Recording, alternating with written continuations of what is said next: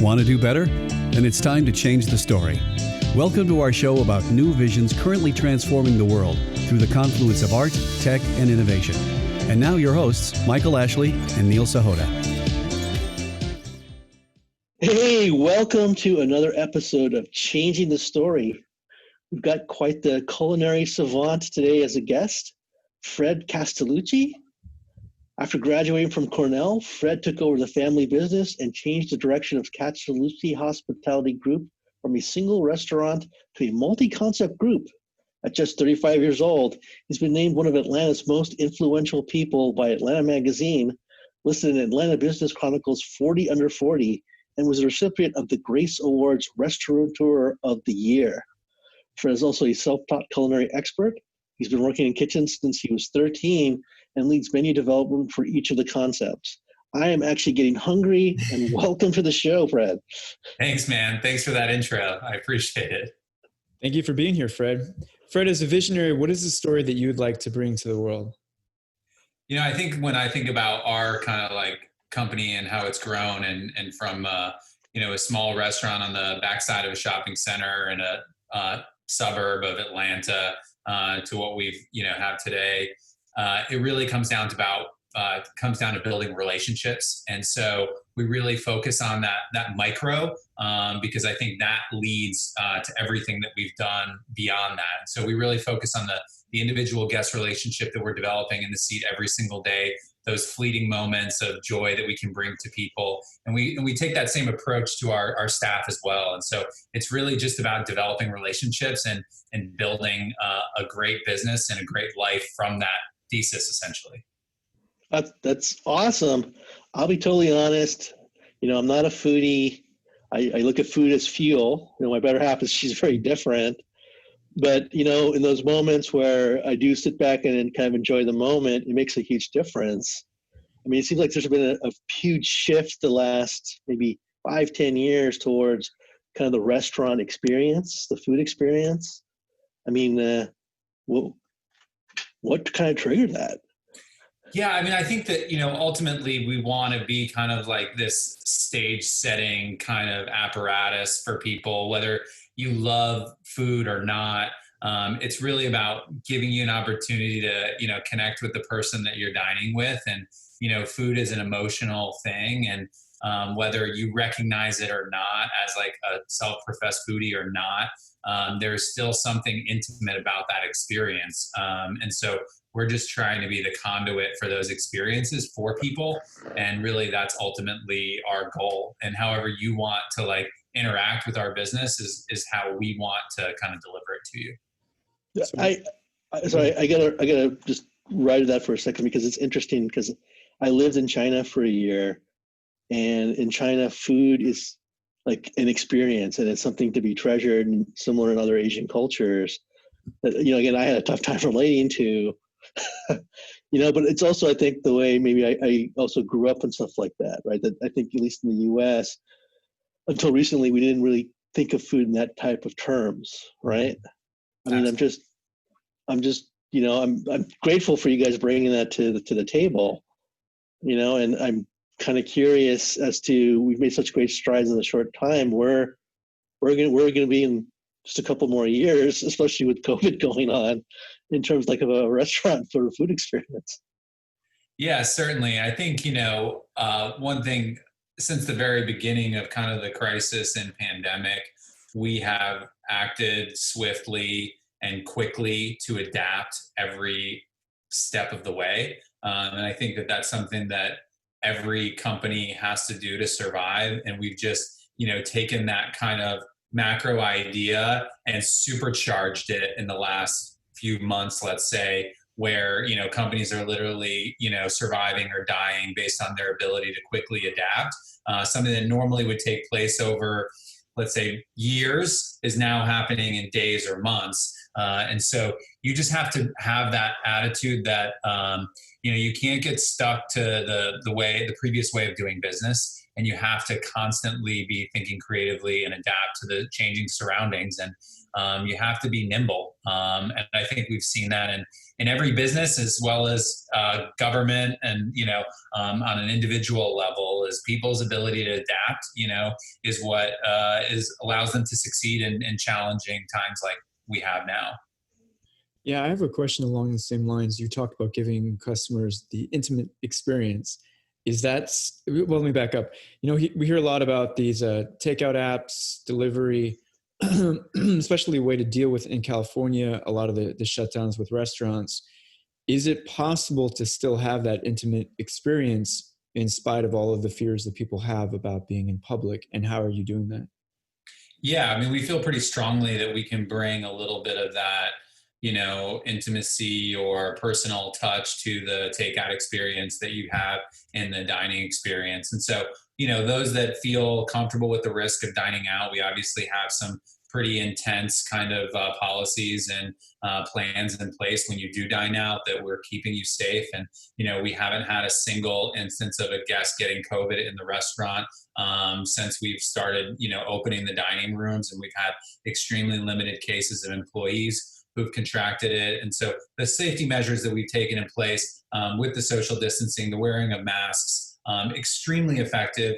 Not to get off on a tangent about masks, but the scientific evidence is just absolutely overwhelming at this point. The efficacy of masks, even a basic surgical mask, is highly protective when both sides are wearing it. So we're seeing that play out in the restaurants. But for those that don't feel comfortable, with the dine-in experience, that takeout experience, something that we've really tried to engineer around hospitality. And so just the way that we package the bags, the packaging materials, we write a personal note in the bag.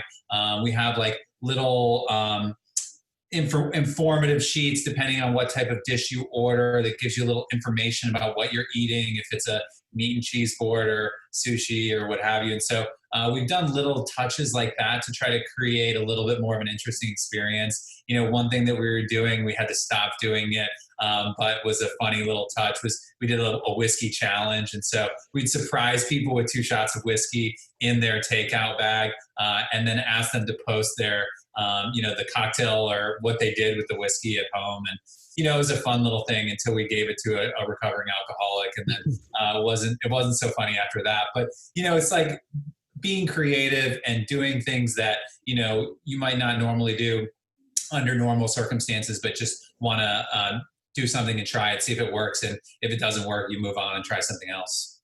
Sure. It's very, very entrepreneurial. That's probably the right way to experiment, see what works, and pivot. But I know that you're also enhancing the restaurant experience and the food experience, you're also helping with racial justice, right? You guys are actually doing a campaign with Color of Change. Mm-hmm. Yeah. Right? So we're raising money for Color of Change. So anytime that you make a donation through Color of Change, we'll give you a CHG gift card for that value. And so we've raised $20,000 to date. Nice. We think it's an important issue, not just nationally, but here in Atlanta. Atlanta is the birthplace of the civil rights movement, and we feel as though being a part of the Atlanta community, you absolutely have to take this issue seriously, and we have to be a leading voice in Atlanta for that. And so it's something that we believe is important. Yeah, awesome. That's fantastic. So if you could talk a little bit more about what do you think it is, you grew this restaurant chain, you've been listed, got all these accolades. What do you think it is about your approach that's so inspiring and so different?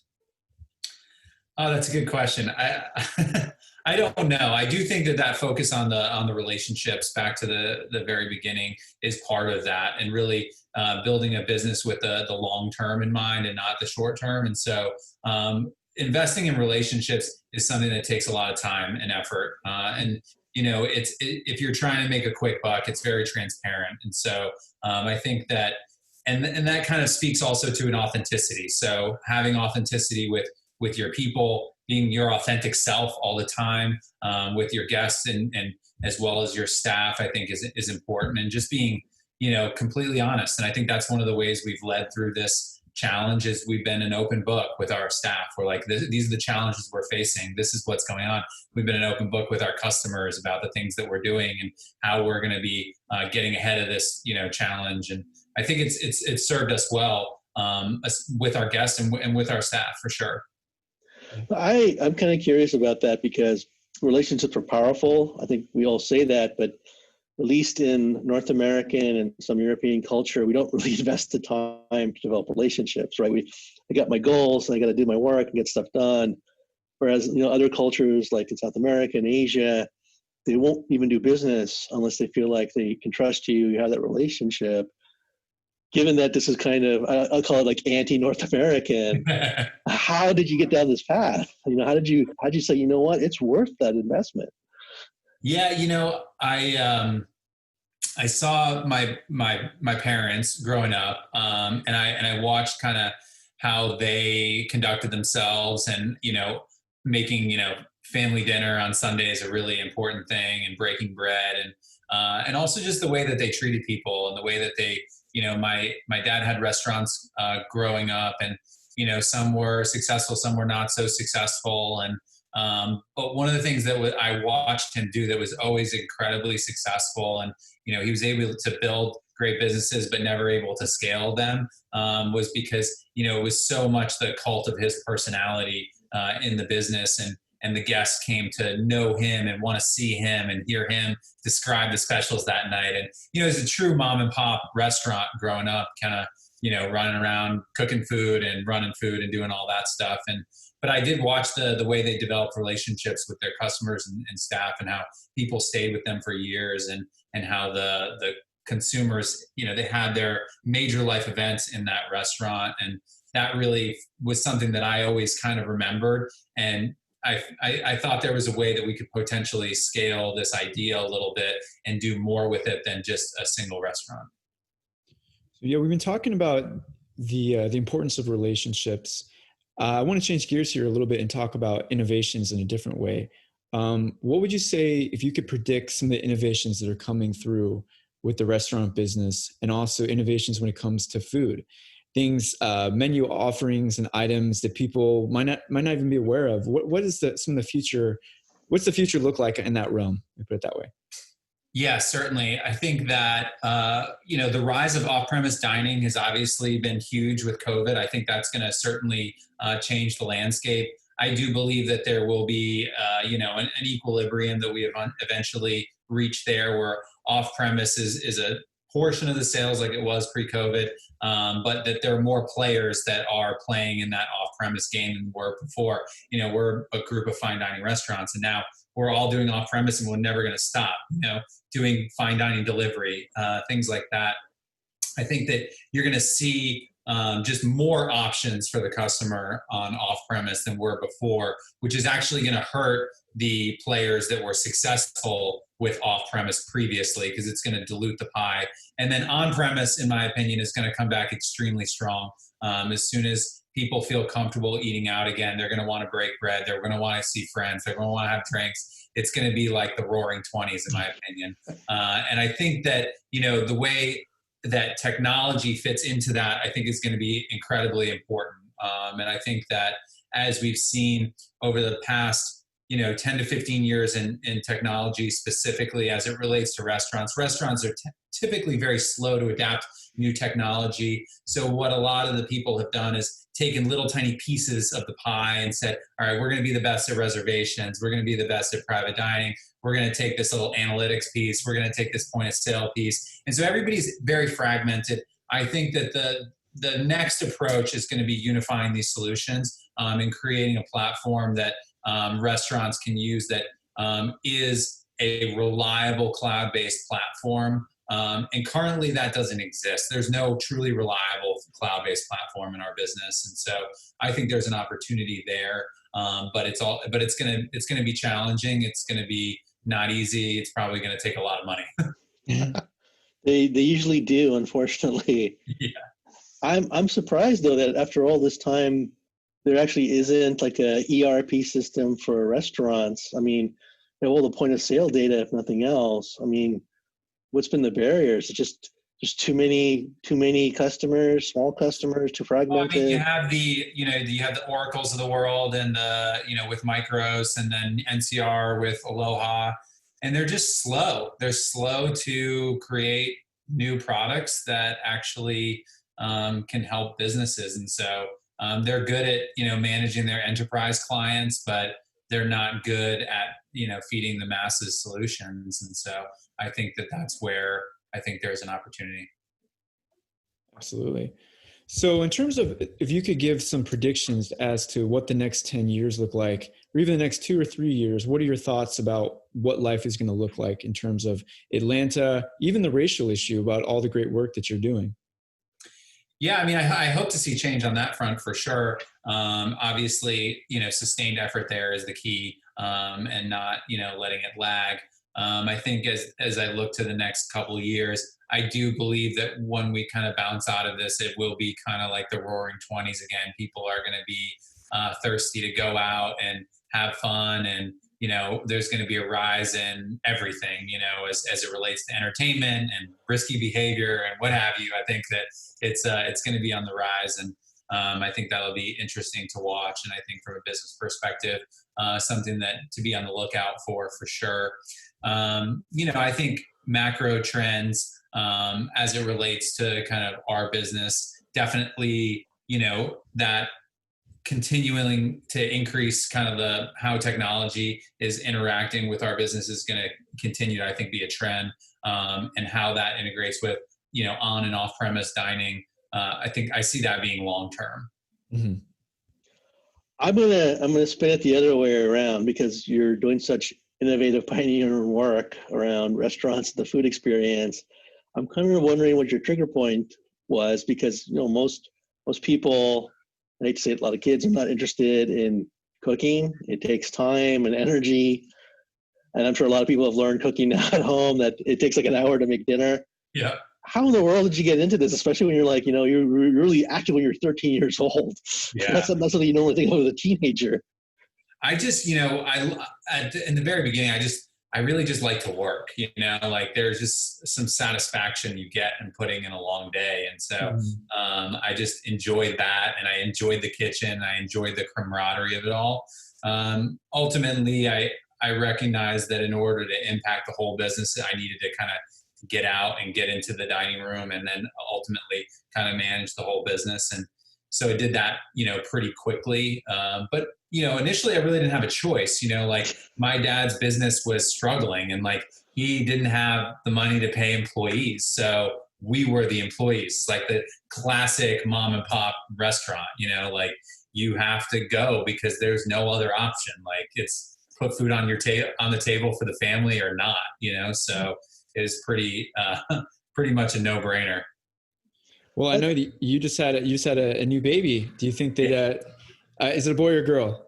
Girl, second girl. Congratulations. Okay. Do you think that they're going to begin to one day enter the family business? We'll see. I don't know. It's sticky. It definitely is sticky, but I'm going to do my best to see if they have other interests. Well, Fred, I think at a young age, you learned something very powerful, right? A lot of people kind of focus on what they know. And if you're thinking about food, you think the kitchen, the chef, but I actually said, like, I had to get in the dining room, right? You kind of have to get the whole experience. And Michael and I were talking a couple of weeks ago about driving and self-driving cars, and that there's been so much focus on the driver experience. And now that people may not be driving, they're starting to realize, wait, there's other people in the car. So they're talking a lot about the passenger experience, right?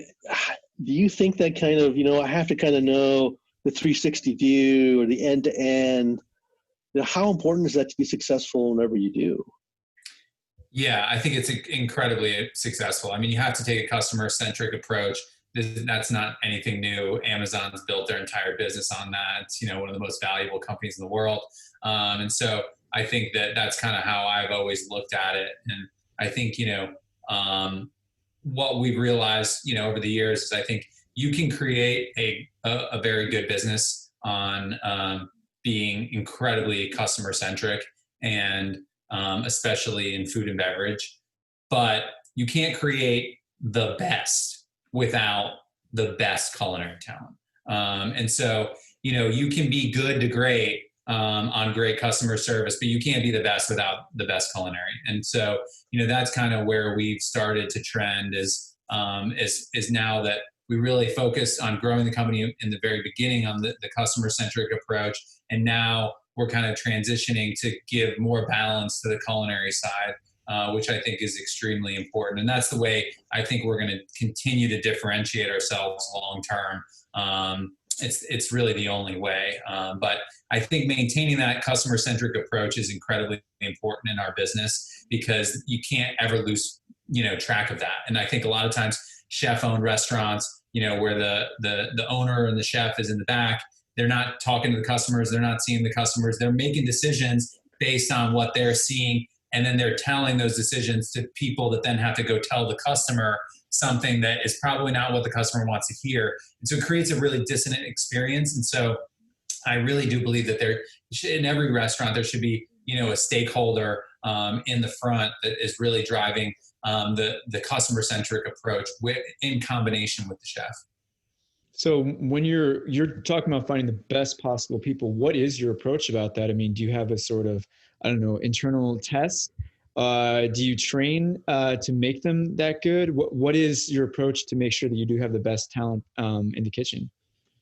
Well, I think first and foremost, it's about building a reputation as a company that people want to work for you, and so that's like building relationships. It takes a long time and it's hard work, but you want to have a place where people are attracted to working for you, and then it's truly about like going out and finding that talent yourself and building relationships with other chefs and restaurateurs and people in the industry, and getting to know who's good and who's not good, and who's up and coming. And it really is kind of like a sports analogy. You're trying to field a team, and you're trying to go out and draft the best talent, and that takes a lot of scouting and a lot of effort, and it's not something you just post an ad and you get one of the best chefs. Like, it doesn't work that way. So anyone who's ever tried to do that, it does not work. Right. So it's about relationships, you're saying. Yeah. I know we always talk about the chefs and all that, but what about the other side? What about like the servers and the bartenders and stuff like that? I mean, don't you need the best? I mean, if you really create an experience, don't you need like soup to nuts quality service? Yeah, I mean, I think that it oftentimes is overlooked because the product that people think they're consuming is just the food, when in reality you're consuming not only the food, but the design of the restaurant, as well as the service and the interaction between every single staff member throughout the entire time that you're in the building. And so, or even at your home, how many interaction points we have when we do a takeout or delivery order. And so we do believe that like we have to have the best at every level. And when it comes to the service staff, that's really about emotional intelligence. Like, we need people who are highly intuitive from an emotional perspective at the table, picking up on cues, picking up on guest needs, knowing when they can, make a funny comment, or knowing when they can't. And, having that tact at the table is something that is very challenging to do. And I think the best servers are ones that have that talent. And, they also make the most money. Yeah. As a former server who's had a lot of different jobs in the restaurant industry, I know exactly what you're talking about. It's a certain balance and intuition where where, okay, I can make a joke here and that will endear me to my table, but sometimes it can go badly. That's right. That's really important to have that discernment. Well, go ahead now. I was going to say, well, I'm wondering, because I know you're primarily based in Atlanta, any thoughts to expand out, or do we all need to rush into Atlanta to try your great food? Yeah, so we're definitely looking outside of Atlanta. We've kind of recognized a few cities that we think have great potential, that we're actively pursuing for new restaurants. So we're in that process right now. We really identified Nashville, Charlotte, Austin as 3 places that we really like, that would be, I think, great markets for what we do. And so we'll see how it goes, but we'll take it one step at a time. We're not venture backed, and it's family owned, and so we just are going to do one thing at a time and make sure that it's great and keep doing it. And if we feel like stopping, we'll stop. And so that's kind of the mentality right now. Well, that's great. I'm glad you're focusing on the quality and the experience. Well, that's a perfect segue. So if people want to learn more about you, if they want to find you, how do they do so? Yeah, so our restaurant company website is chgrestaurants.com. So and then my personal handle is @FredCast3. So Awesome. Well, Fred, as soon as I'm allowed to travel again, I will definitely check out your restaurants. In fact, I'm going to try and make it a quest to visit each one in Atlanta. that'd be great, man. We'd love to have you. Let me know. Being based in California, most states have banned me from traveling there. So hopefully that will change in the near future here. But maybe I'll get a little passport made so I can get it stamped at every restaurant. Yeah. But this has been fantastic. Thank you for sharing your story, Fred. Thank you, Fred. Thank you. Appreciate it, guys. Hey, if you like today's show, please remember to hit the like button and leave a comment. If you've been enjoying the Changing the Story podcast series, please subscribe and share it with your friends. Thank you.